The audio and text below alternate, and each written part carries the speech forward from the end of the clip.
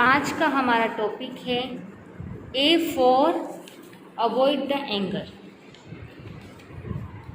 अपने एंगर को यानी अपने गुस्से को किस तरह से अवॉइड करना है, आज हम इस बारे में बात करते हैं।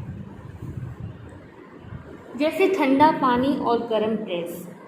ठंडा पानी और गर्म प्रेस कपड़ों की सारी सलवटें निकाल देती हैं। ऐसे ही ठंडा दिमाग और ऊर्जा से भरा हुआ दिल जीवन की सारी उलझनों को मिटा देता है। अगर 100 में से एक कुत्ता किसी को काट ले तो इंसान बाकी 99% को भी दोषी मानकर पीटते हैं। वहीं अगर एक इंसान भी किसी कुत्ते को खाना खिला दे तो वो कुत्ता बाकी 99% इंसानों पर भी क्या करता है, भरोसा करने लगता है। बस यही फ़र्क है इंसान और जानवर के अंदर।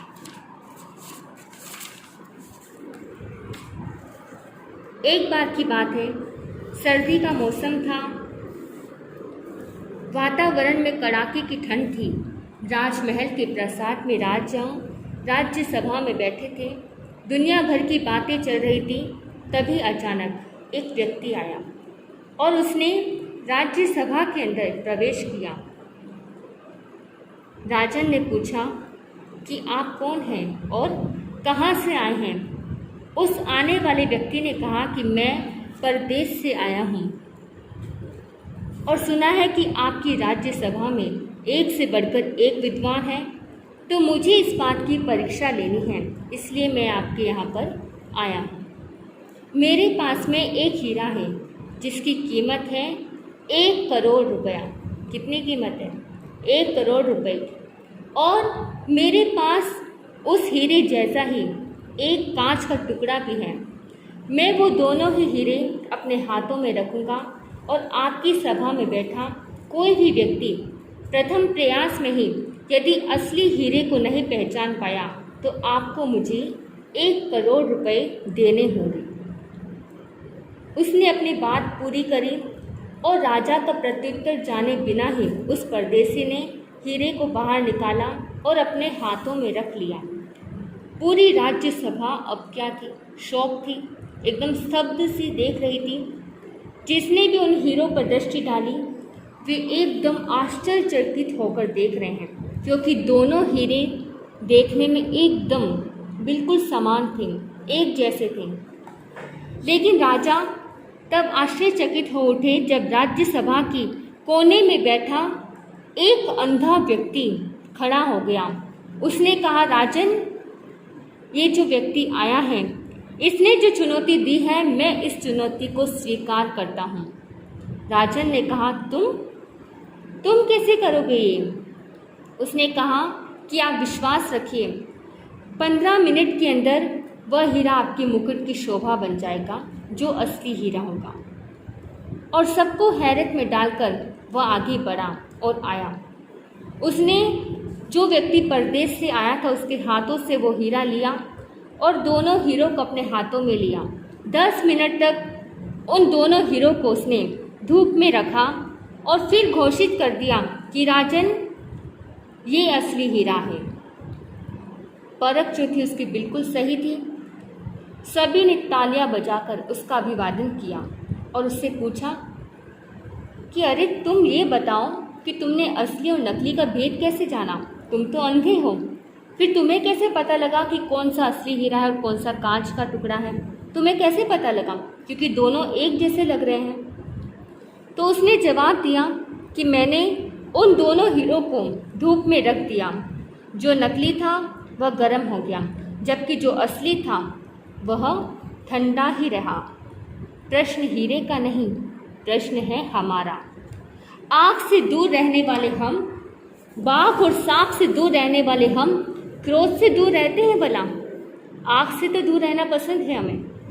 बाघ से, सांप से, जहरीले जानवरों से हम दूर रहते हैं, लेकिन क्रोध कितना जहरीला है जानते हैं आप? क्या आपने इनसे दूर रहने का सोचा? नहीं। क्रोध से हमें, आग से हमें, बाघ से, सांप के दर्शन होते हैं कि नहीं होते? जब हम क्रोध में होते हैं तो सामने वाला इंसान हमें कैसा नजर आता है? क्योंकि क्रोध में इंसान अपना बेभान भूल जाता है, अपना विवेक को खो देता है। तो उस वक्त वो इंसान हमें कैसा नजर आएगा? जीवन के बीते वर्षों के दौरान हमने जब भी क्रोध किया, तब क्या एक बार भी क्रोध करने के बाद हम खुश हुए हैं? आप लोग अपने दिल पे हाथ रख के अपने आप से पूछें, अपनी आत्मा से विचार कीजिए, अपने आप से पूछें कि एक बार भी आप क्रोध करने के बाद खुश हो पाए? क्या कभी आपको ऐसा महसूस नहीं हुआ कि आपने जो किया वो गलत है? हमें इतनी छोटी सी बात पर क्रोध नहीं करना चाहिए था। क्या कभी हमें ऐसा लगा? कभी हमें पछतावा हुआ? या हमने एक बार भी क्रोध करने के बाद किसी पर नाराज होकर, किसी पर गुस्सा करके हमें प्रसन्नता का अनुभव किया है? हुआ है भला ऐसा? नहीं। रसगुल्ला खाकर शायद हम खुश हुए होंगे, उपकारी के हाथ की मार खाकर या खाने के बाद शायद हमें प्रसन्नता का अनुभव किया हो, किंतु जितनी बार हमने क्रोध किया हमें सिर्फ पछतावा ही हुआ है, हम दुखी ही हुए हैं। इससे तो अच्छा होता यदि मैंने क्रोध ही ना किया होता। आता है कि नहीं आता? मन में आता है ना?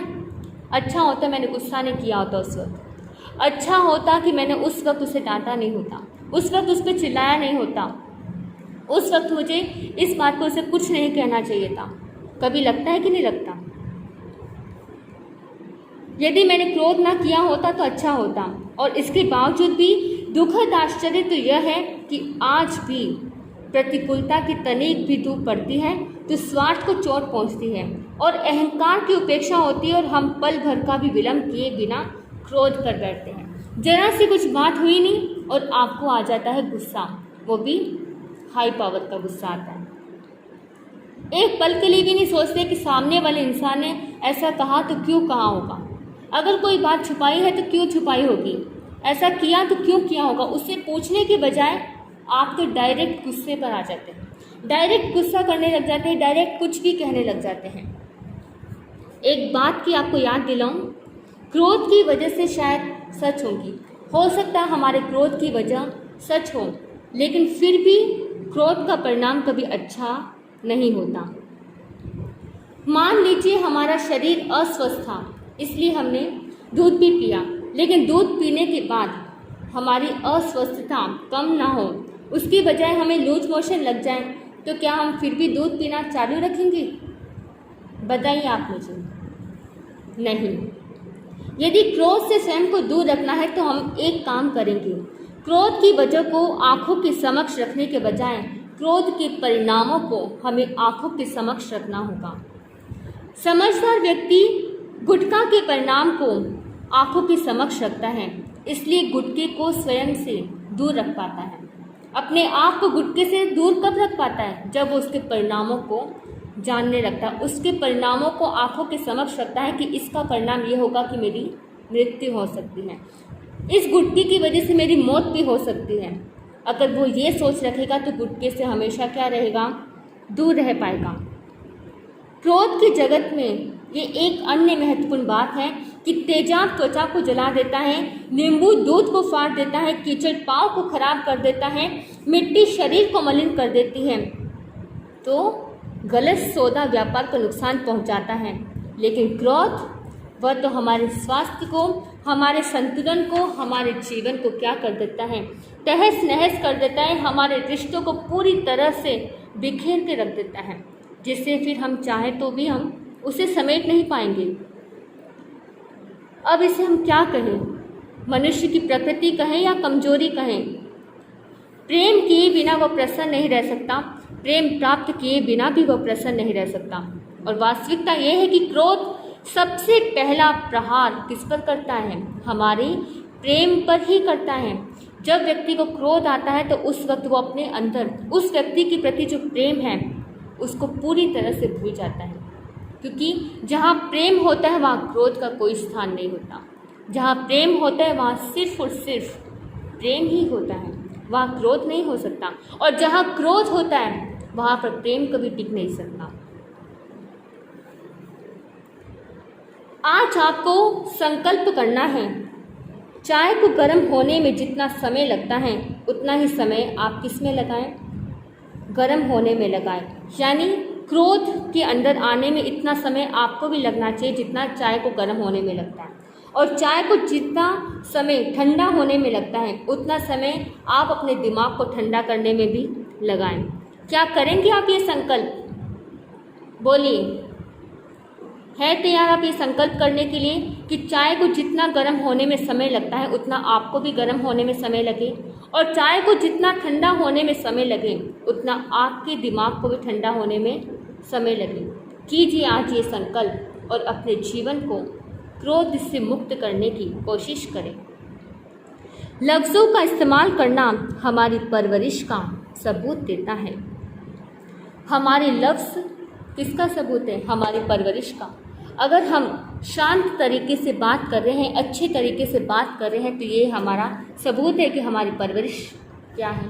अच्छी है। अगर हम गलत शब्दों का इस्तेमाल कर रहे हैं, छोटी छोटी बातों पर तुनक रहे हैं, तो ये सबूत क्या होगा? हमारी परवरिश खराब होगी। अगर आपको अब डिसाइड करना है कि अब आपको क्या करना है, क्रोध करना है या क्रोध को अवॉइड करना है, ये अब आपका डिसीजन होगा। इन्हीं मंगल भावना के साथ मैं अपने वक्तव्य को यहीं विराम देती हूँ। ओम शांति।